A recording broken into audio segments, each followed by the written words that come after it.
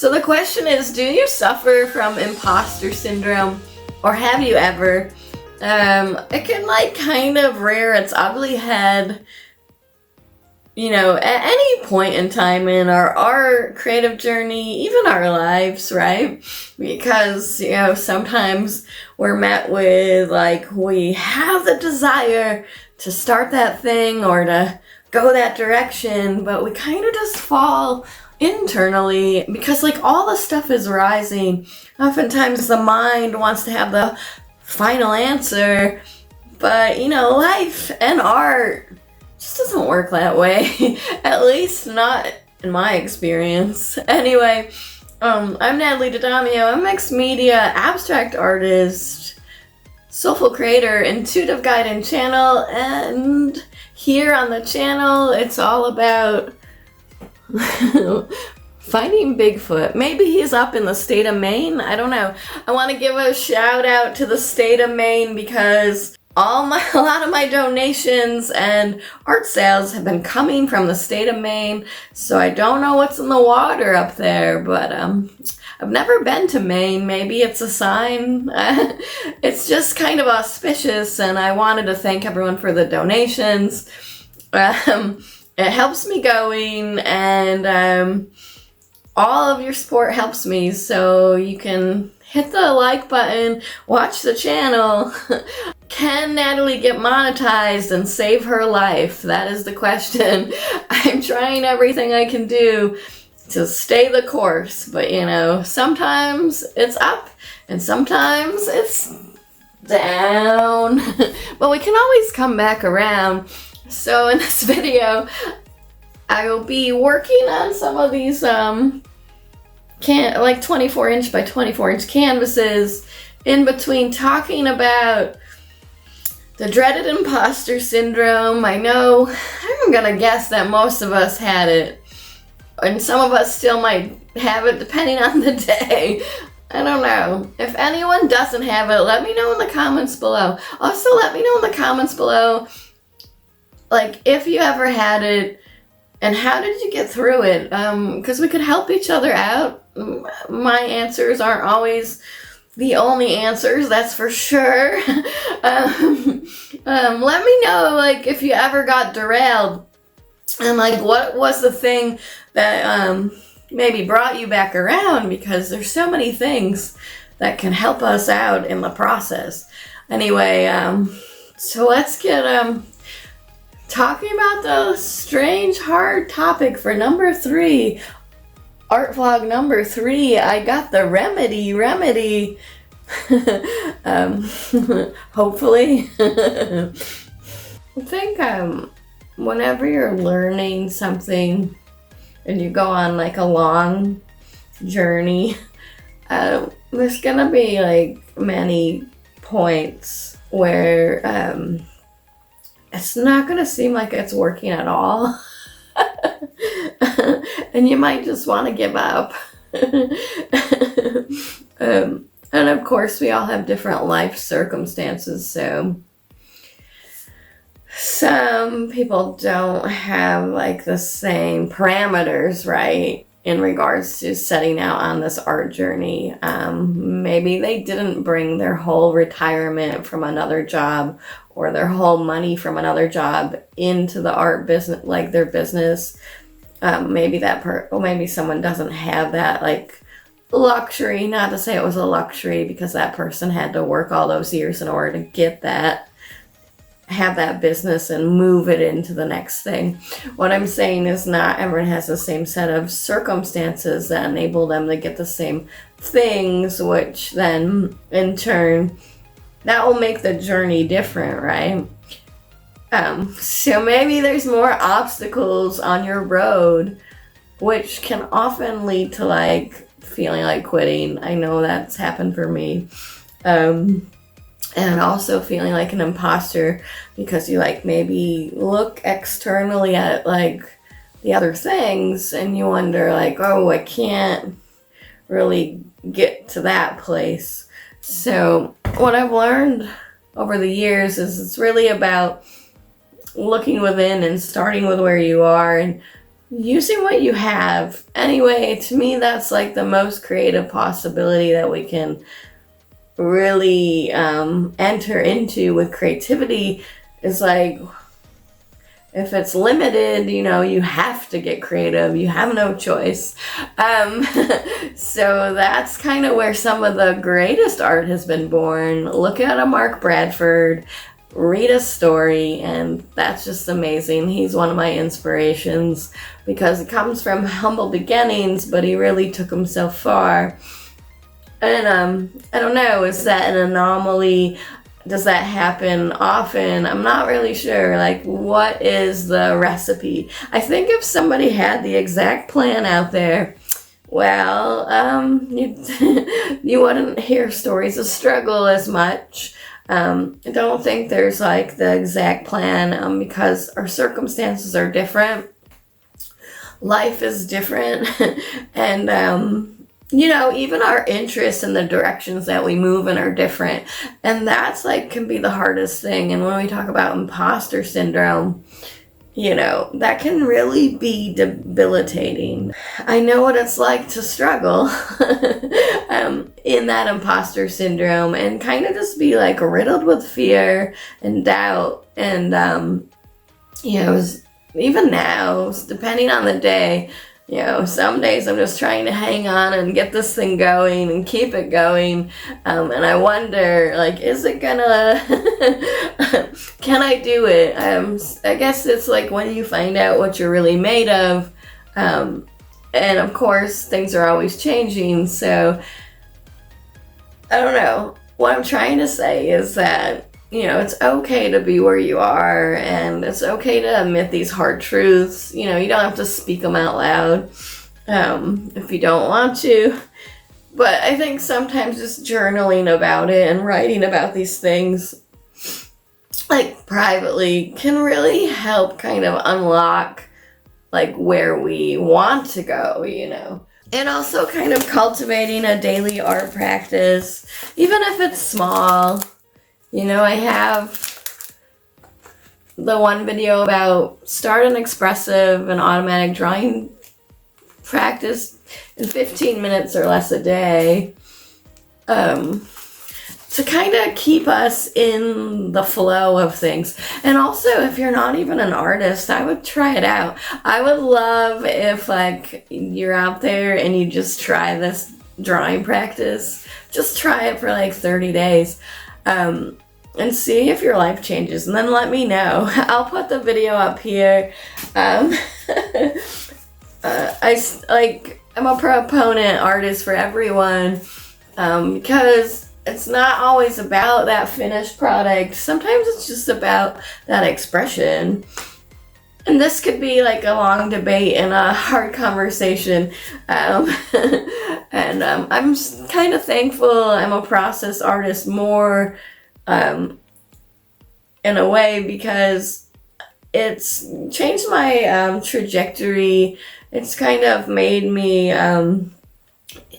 it's opened up my spirituality, and it's anchored me into the world. So, I mean, I love art, and there's many like ways to look at this journey, and there's many ways to like be in our practice.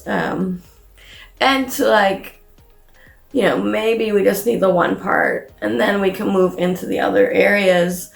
But it's so individual, just like, you know, your marks. And the reason why the imposter syndrome comes in, it's like kind of if we're just starting out, there's all that beginner stuff that we have to contend with.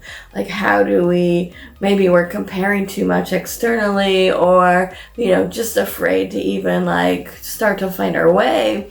And then it's like, that's gonna kind of rise every time you move into new territory with yourself. It seems like what I've noticed over the years is that every kind of big push out, lots of things rise, and like it can be like overwhelming depending how much stuff you have to like sort out, you know. But the thing about like just having a art process practice and and not thinking about like maybe product. When we just do it that way, you can really use it for healing.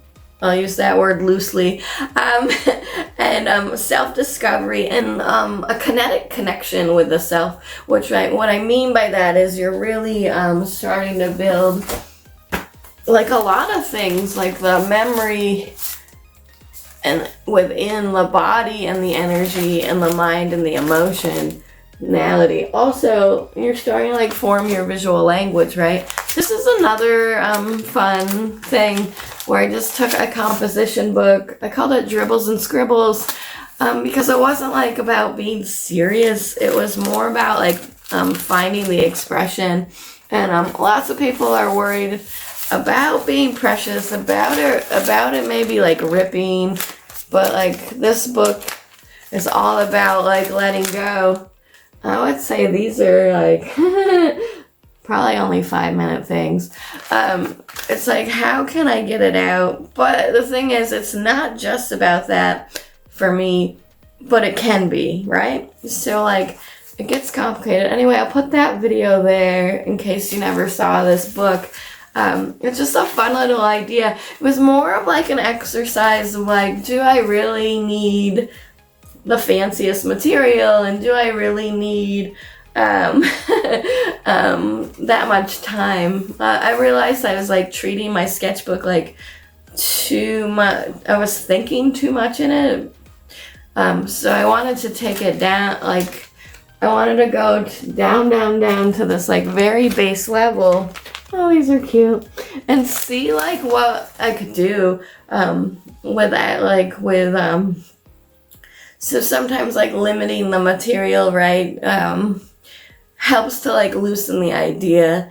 But ultimately, like, don't see these things separate from moving into these like larger moments. I just feel like it's taken me some time, you know, to find my way, and got lost along the way, which sometimes we have to get lost in order to be found. And the imposter syndrome is like always coming up because perhaps we like look too much externally at, you know, what the other things are, and we think like that's the way, and then maybe that's when the even the insecurity and jealousy can kind of creep in, and then that like kind of infect us really. So it's learning to kind of let go, like I always talk about, but that's an abstract term. But we really want to like separate out, you know, what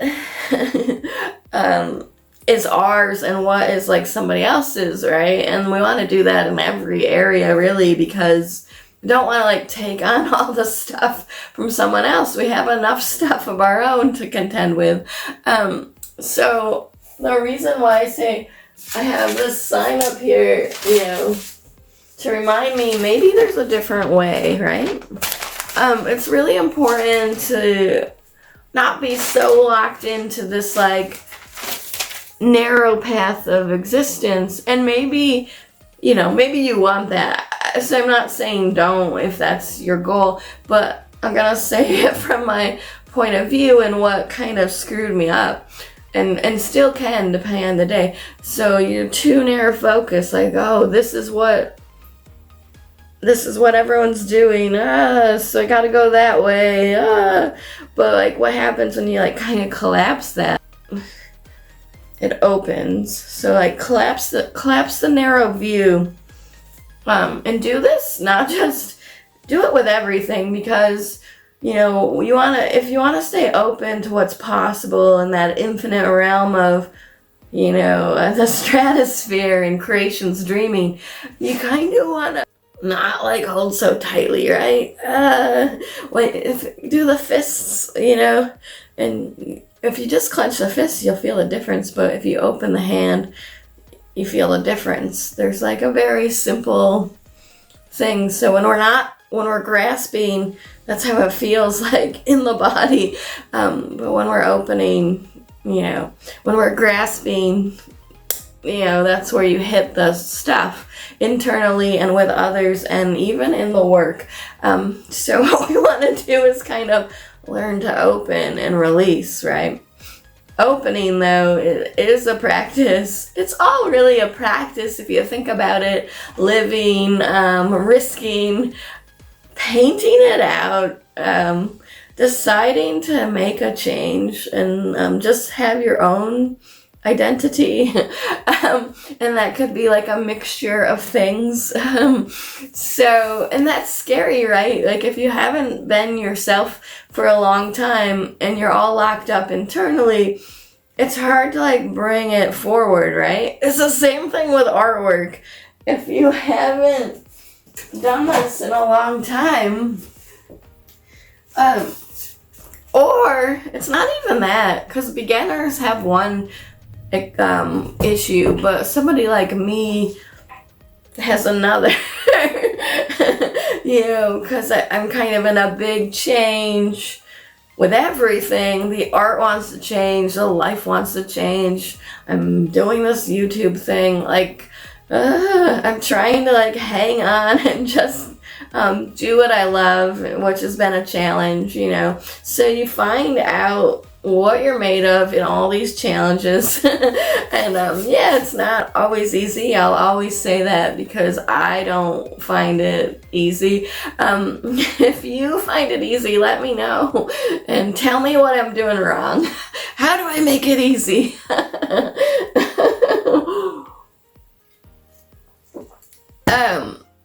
It's all that whole saying, like, we need to learn how to enjoy the journey, right? And it's like cliche thing. But I think that's true. I think it's true.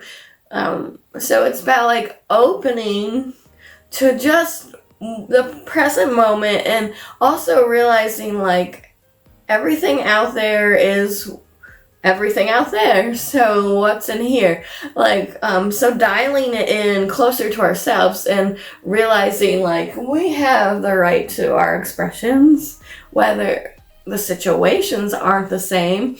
Very important. And we have the right to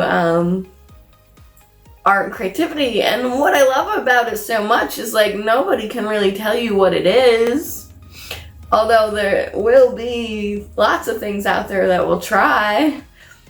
But when you're like really in the internal self and in your art practice and process and in your creative work, you're really like moving with that energy and emotionality within you and bringing that forward, and it is a journey. How do we learn to enjoy it? It's like, because the imposter syndrome might come up and it might rise like within us. And it's about kind of learning to focus on appreciation.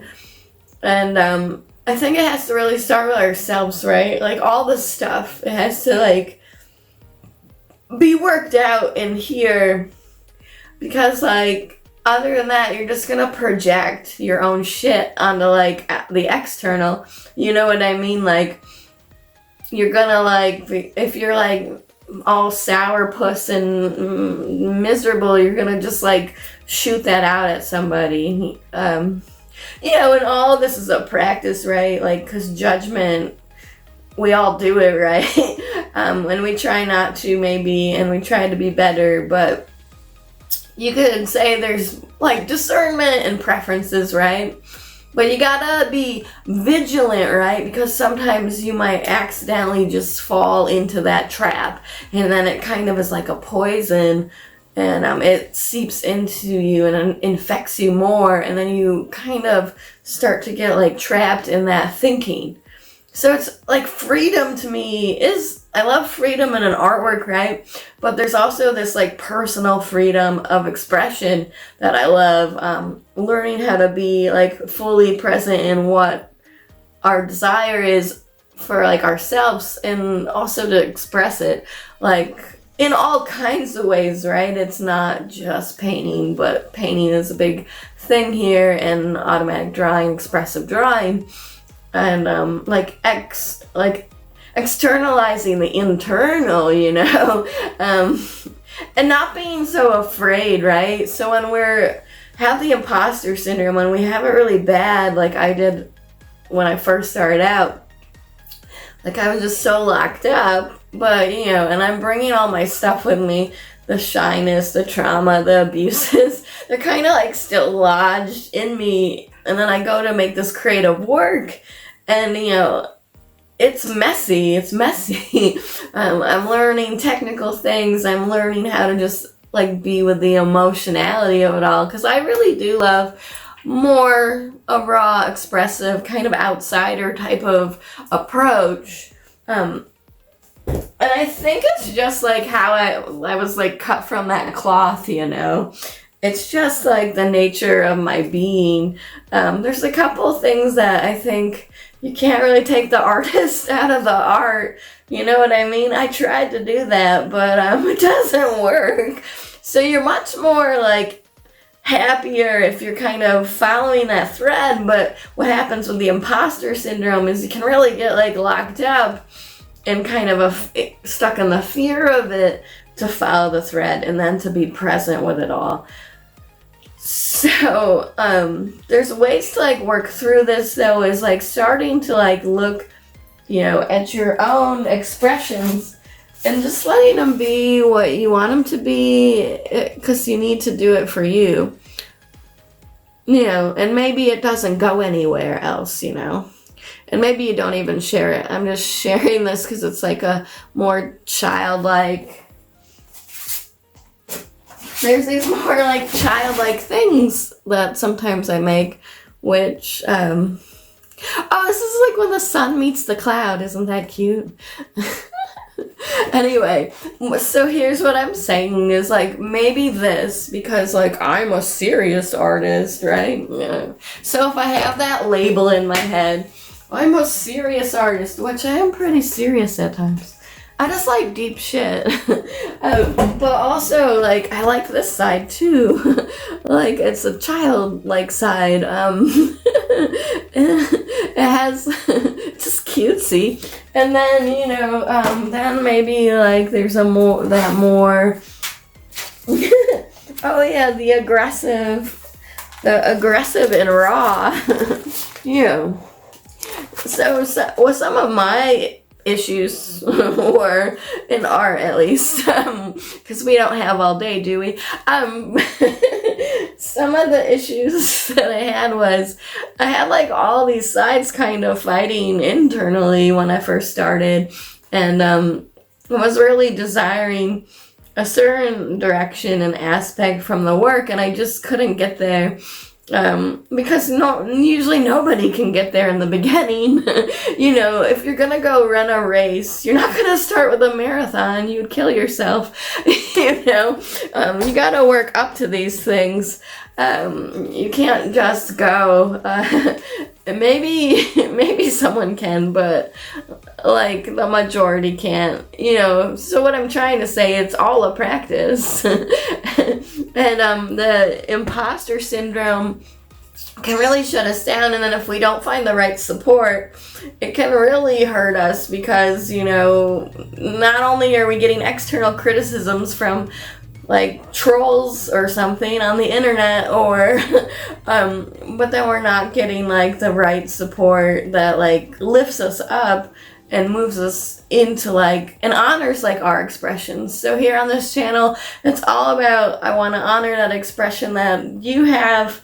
I want to like tell you some of the problems and pitfalls that I run into and have experienced, just so you maybe don't have to experience them, hopefully, and you don't have to stay stuck. So that freedom is all about freedom to be in all the expressions, including the artworks, and talking about energy and emotionality, and talking about the beyond and the metaphysical, because I just love that stuff, and you know, the poetic soul, and that deep life stuff. I don't often get enough of that for me, so I want to create those conversations here and find the resonance, right? I'm all about resonance right now and energy, and also emotionality. So like this channel probably wouldn't be for you if you're not like into deep thinking or wanting to have a real change and really look at yourself, because it's all a reflection back. And what I've learned from my life and like falling down and, you know, having a really hard time, right? I didn't want to be here for the longest time. Anyway, trigger warning here. I did try to like hang myself in the attic when I was a young girl. And that's actually where the spirituality comes from. And this is why that tattoo is there. I didn't want to be here, you know? So like I can relate to those feelings out there, but I also know that you can like change the trajectory of how you feel. I do know that because I'm like living it right now. And yeah, so I had to live through these things in order to be here now. And it wasn't easy. And some days it still isn't easy because, you know, as much as I've worked out that stuff, I've really worked on it for decades. Depending on the day, if I'm in the like a lower mood or in the wrong situation, it can really bring it back up. And you know, so it's not perfect when your formative years are like really well formative, and it's hard to like change the whole pattern of that, because it becomes really ingrained, and depending on the level of traumas experienced, it can be challenging. But I mean, I think that's why I love art and creativity. Just because, like, there can be, like, that gentle release in it. But once you're trying to, like, do the external things, like, have the business around it and put the artwork out in the galleries or whatever, then it becomes, like, you know, maybe not just a healing thing, right? It becomes, like, a business thing. So you gotta know, like, what you're trying to do. And maybe you just start out with not the other thing in mind. And also, right now, even for me, I can learn to separate it out. We learn to separate out all these things, and that can really, like, change the dynamic of everything, because you don't have to always look at it, like, in that narrow view. It can be a multiplicity of things, because we're, like, multidimensional and multi-layered beings with lots of expression and color and, presencing, right? Like, we have a lot to say. I don't think we just have this one thing to say.